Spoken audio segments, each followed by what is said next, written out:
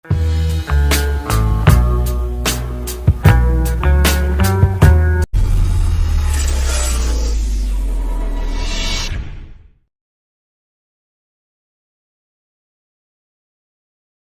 dia 5 prinsip stoikisme untuk upgrade diri. Stoikisme adalah filsafat kuno yang udah ada sejak ribuan tahun yang lalu dan terbukti bisa membantu banyak orang untuk hidup lebih tenang. Pertama, fokus pada hal yang bisa kita kendalikan, out of mind, karena kita harus terbiasa bahwa memang banyak hal yang... Pertama-tama kita silaturahmi dulu dong. Minal aidin wa faidin. Iya, gimana? Selamat datang di Indomaret. Loh. Indomaret jadinya. Sebenarnya silaturahmi apa silaturahim? Silaturahim. Rahim berarti saudara, rahim satu rahim ya? Enggak lah. Iya. Lu belajar bahasa Arab dulu deh. Artinya apa tuh? Tapi ada yang rahmi, ada rahim loh, Bik. Ntar cek di Google deh. Ya nggak apa-apa, Ji. Mau yang mana boleh, Ji. Dua-duanya sama aja kali ya. Kayak mamanya ini loh. Kayak apa namanya? Kalau orang ngomong gitu loh. Kita nggak apa sih? Kita kan bukan muhrim gitu. Yang benar mahram. Kalau muhrim itu orang yang ikut ini. Apa muhrim itu ya sama lah, itu apa? Salah kaprah apa-apa. Ya intinya momen lebaran silaturahim atau rahmi itu ya buat menguatkan kembali gitu ya, Bik ya. Istilahnya juga buat momen titik nadir juga gitu ya. Kadang-kadang gue ngenes juga kalau ada orang menyepelekan. Jadi gini loh, kayak gue barusan ngomong ke lo, orang-orang banyak karena itu bukan muhrim. Padahal kalau muhrim itu sebenarnya orang-orang yang ikut ikhram. Oke. Yang sudah melakukan ikhram, yang benar adalah mahram. Jadi laki-laki atau perempuan yang apa namanya yang termasuk sanak saudara itu. Tapi kan jadi salah di kapra ini nggak apa-apa lah, niatnya yang penting baik. Nah itu dia, orang bela-belain ngeluarin biaya puluhan juta, orang bela-belain puluhan kilometer bahkan ribuan kilometer demi silaturahmi. Ya paling cuma salam-salaman atau apa ya istilahnya kan ya. Itu dia gitu ya, Bik ya. Maksudnya kadang gue ngenes kalau ada orang ya cuman ya gitu lah, Pik. Gue takutnya ngarah kemana gitu ya.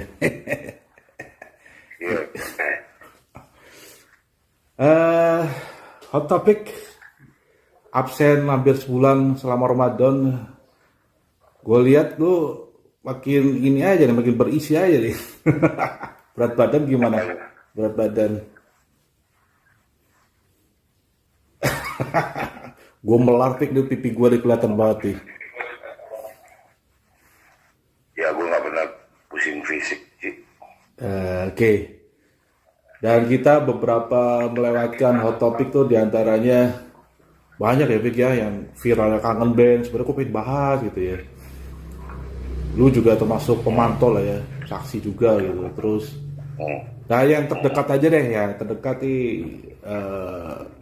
relate banget sama kita. Balik sebenarnya kita udah bahas sebenarnya sih tentang stoikisme, stoik.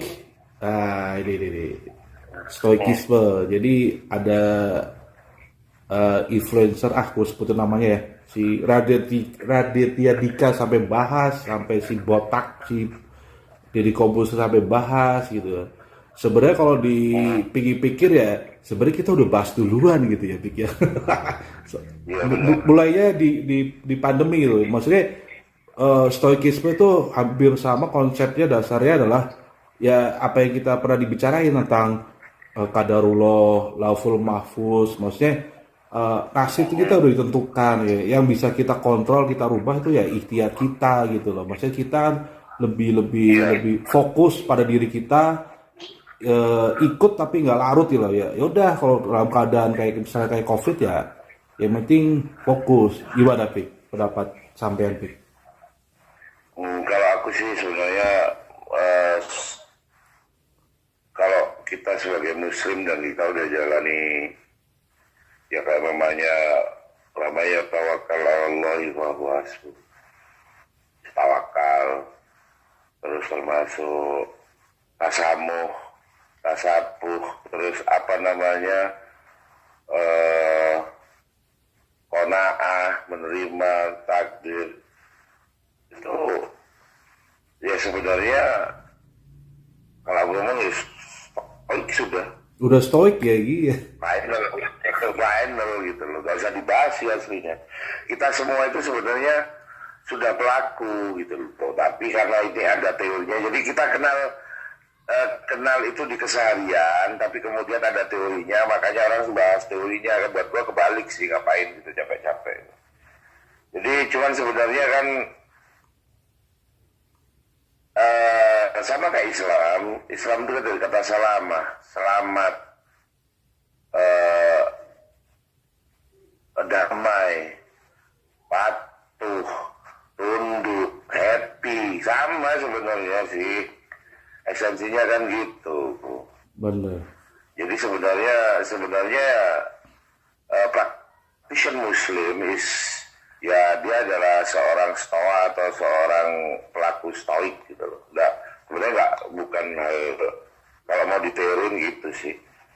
Bahkan sebenarnya kalau gua ngomong sebenarnya kayak umpamanya kalau kita baca hikam al-hikam gitu, terus kitab Ihya Ulumuddinnya Imam Ghazali itu kalau orang itu sebenarnya stoik gitu loh. Benar. Meskipun banyak juga sih nganggap bahwa itu terinspirasi sama Plato, Sokrates, Plato, Aristoteles gitu kan. Tapi buat gua malah stoik sih sebenarnya, karena mereka berusaha untuk mencari kebahagiaan dari dalam diri. Jadi namanya kalau logisnya lo nggak bisa nutup tangan lo dua kan, lo nggak bisa nutup semua mulut untuk nggak ngomongin lo. Benar. Tapi kan dengan dua tangan lo bisa nutup telinga lo kan, lo nggak dengar apapun, lo tetap happy. Terus kemudian ada 3 dasar sih ya, bahwa dia nganggap namanya Tuhan itu sudah ngasih rule yang terbaik, tinggal bagaimana kita menyikapi. Jadi selalu percaya bahwa apa yang dari Tuhan, terus apa yang diberikan alam atau semesta itu akan selalu yang terindah untuk kita terima gitu loh. Makanya kalau lo mungkin pernah lihat ngobrolan gue, apa istilahnya, gue ngobrol di Sambut Fajar, lu ntar cari deh YouTube-nya. Di situ untuk menguatkan mental seseorang, gue ngomong, apa kita ini udah sukses? Sukses itu apa gitu? Ya bisa jadi lo sama gue ngobrol kayak gini itu sudah sukses tertinggi gitu. Cuman kita lupa syukur aja. Tiap hari lo bisa nafas itu sebenarnya ya udah itu kesuksesan tersendiri gitu. Tapi karena memang tiap hari disediain sama semesta, lo jadi lupa untuk bersyukur gitu. Matahari yang tiap pagi selalu ada di timur, terus kemudian digulirkan ke barat, itu kan mega proyek besar yang triliunan harganya. Tapi karena tiap hari lo dapat itu, buat lo itu kecil gitu. Ngeri. Iya kan kayak gitu. Saya kan mega proyek, lo mindahin matahari segede itu, Allah memerintahkan malaikat-malaikatnya untuk memindah matahari dari timur ke barat. Terus bagaimana benda-benda langit itu tidak bertumbukan, dan bagaimana ketika lo keluar ke rumah di malam hari, terus kemudian lo lihat sinar bintang bisa diterima mata lo, sejatinya itu sudah dikirim cahayanya sama bintang itu yang nyampe ke mata lo hari ini, itu sudah cahayanya dikirim 2 juta tahun yang lalu. Bahwa semua rapi tertata gitu. Jadi nggak ada alasan lo nggak bahagia, nggak ada alasan lo nggak terima. Makanya stoik ini kalau nggak salah dari kata stoa gitu kan. Gue nggak tahu, coba lu ntar browsing deh kalau soal itu. Jadi 108 tahun sebelum Masehi, Seto dari Sitium, moga-moga gue masih terus itu jadi istilahnya teras ya, dikata teras itu kalau enggak. Jadi di tengah orang itu kalau di kelas kan serius ya, kalau di teras itu kan ya sambil nongkrong ala-ala kita kayak di ya nongkrong di warung kopi apa. Jadi sebenarnya kata-kata apa namanya, proses belajar yang nggak terlalu serius kayak di kelas-kelas gitu, yang pakai kayak intelektualan tinggi, pakai ini enggak.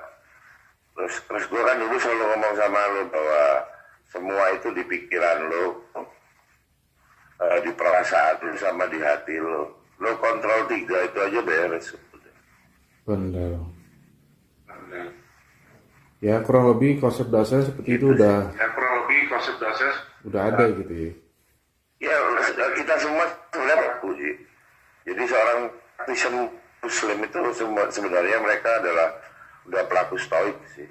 Jadi mereka itu fokus pada dalam diri, terus berusaha untuk itu tadi tidak larut gitu loh.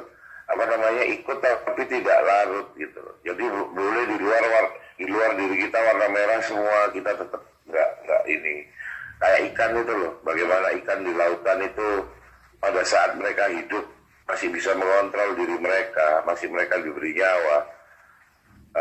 Bertahun-tahun mereka itu di lautan yang sedemikian asin, tubuh mereka tetap tawar. Tapi begitu mereka sudah mati, direndam dengan garam, mereka sudah jadi ikan asin ketika mereka mati. Gitu. Oke, paham. Gitu. Sama. Simpel aja ya, jadi ngomongnya ikan direndam bertahun-tahun di air laut, berendam di air laut, tapi tidak sampai membuat daging mereka asin. Tapi ketika mereka mati, direndam pakai garam, mereka jadi ikan asin, gitu aja. Jadi lo kontrol dalam diri lo, kalau lo kontrol di luar diri lo kan susah. Dan lo selalu berbaik sangka bahwa apa yang diciptakan Tuhan melalui semesta itu yang terbaik, yang dari yang terbaik gitu loh. Iya. Terus kalau tanya kesuksesan lo apa, ya bisa jadi ini kesuksesan gitu. Iya, bisa jadi ya Dik ya. Iya kayak gini loh, umpamanya gini, simpel aja. Lo nabung nih bertahun-tahun supaya bisa umroh nih. Begitu lo bisa umroh, pertama kali lo lihat Ka'bah, apa yang ekspresi apa yang akan lo tunjukin? Ekspresi natural. Ketika pertama kali lo lihat Ka'bah. Wah, pertama kali gua kan udah umroh, Wik. Wah, gemeter, Wik. Enggak, pasti langsung nangis kan. Iya. Mengiskan air mata. Iya. Tapi bayangin kalau lo lahir mulai kecil di depan rumah lo di depan Masjidil Haram gimana? Biasa aja, ya bener juga ya. Biasa aja. Ya udah sama itu. Hidup itu tergantung gimana perasaan lo membawa gitu. Benar. Makanya jangankan cuma rumah lo di depan Masjidil Haram. Tiap hari matahari itu dari timur ke barat itu mega proyek yang harganya triliunan, bahkan triliunan dolar atau apalah berapalah itu. Tapi buat lo kan karena tiap hari lo rasain, lo bengong atau lo liatin itu terjadi, lo akhirnya ya alah biasa gitu kan. Itu sih tergantung perasaan lo semua itu. Intinya kontrol diri ya Dik ya. Semua yang bisa lo kontrol kan diri lo Ji. Benar. Yang paling bisa lo kontrol kan diri lo. Di luar diri lo ya inilah, meskipun saudara lo, bapak lo, ibu lo, keluarga lo nggak bisa kontrol. Yang di luar diri lo nggak bisa kontrol. Yang bisa lo kontrol itu adalah ya lo sendiri gitu. Biasanya orang-orang yang concern terhadap stoik itu juga tidak terlalu suka sama kekuasaan gitu. orangnya ke politik tuh mereka nganggap itu cuman ya biasanya kayak gitu sih. Mereka nggak terlalu ini, mereka cenderung fokus pada ya karena nganggap hidup ya udah final, udah keren, udah ini. Jadi dia nggak ini sih. Terus stoik itu juga menghasilkan orang-orang yang kayaknya lemah gitu loh, lemah gitu. Tapi skeptisnya orang stoik itu keren gitu loh. Dia nggak mau memaksakan di luar kapasitasnya gitu. Gue nggak bakal kredit motor gitu loh. Hanya untuk supaya gue bisa beli motor sport gitu loh. Atau mobil sport gitu. Gue nggak bakal kredit. Ya duit gue berapa ya itu gue jadiin motor atau mobil gitu. Itu salah satu perilaku stoik gitu. Mereka nggak memaksakan gitu. Oke, Mereka Vic. nggak mau dipusingkan sama benda gitu sih. Kayaknya udah cukup banget tuh pencerahannya, Vic, untuk bahas Ya, stoikisme. gue pakai penutup ya. Oke. Gue pakai penutup ya. Boleh, Jadi boleh. kata-katanya Zeno dari Citium, bapaknya stoik. Jadi stoik ini stoicisme, sorry. Bapaknya kaum stoik atau stoa pengikutnya ya. Sebenarnya orang-orang stoik ini apa namanya? Jadi ini kata-kata beliau, kita seharusnya hidup tidak dalam kota-kota atau wilayah yang terorganisasi. Masing-masing kelompok dibedakan oleh pandangan kebaikan sendiri. Tapi seharusnya berpikir semua orang ada warga dan anggota, dan seharusnya ada satu jalan hidup dan satu tatanan, seperti segelumbul rumput menyatu di padang. Jadi ya itu. Jadi simbolnya seperti itu. Mereka kaum stoik itu ya itu tadi lah, kita itu sebenarnya pada dasarnya praktisian muslim itu sudah melakukan hidup stoik sih, sebagai seorang stoik atau stoa gitu. Final sih buat intinya gini, Namanya gimana? Lo belajar Quran, hadis, apa yang lo yakinin, dari apa yang lo yakini sebenarnya itu cuma bentuknya jadi orang stoik. Lo nggak jadi apa ya, orang yang ambisius yang ngejar-ngejar sesuatu di luar kemampuan lo, dan tidak akan memasukkan sesuatu hal yang negatif sedikit pun ke dalam tubuh lo, ke dalam pikiran lo, ke dalam perasaan lo, ke dalam hati lo. Udah itu aja sih.